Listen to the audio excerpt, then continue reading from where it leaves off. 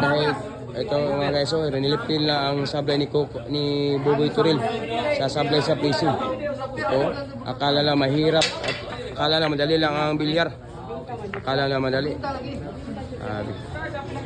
Ito, nag-replay na lahat. 10 tao nag-replay sa sablay ni Buboy Turil sa hinil match. Natalo si Buboy dahil sa ganyang placing. Sa kanyang placing. Sabi, may Pet City na naman dito sa Digos. So, ni-replay pa. Akala niya madali lang ang bilyar.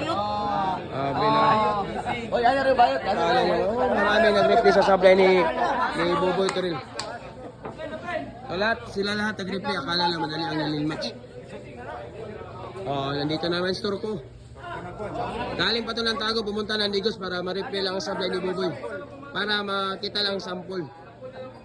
Galing pa ito ng Tagum City. Pumunta lang Digos para ma-replay. Nandito naman si Dagulol from Santa Maria pa ito. Sabi.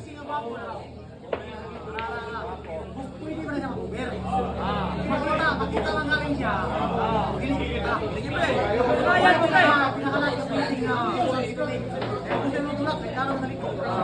Ayan mo, pre.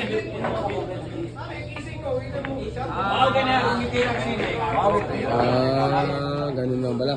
Iba talaga ang pag-iisip ni ang ating Pride of Santa Maria mga boss.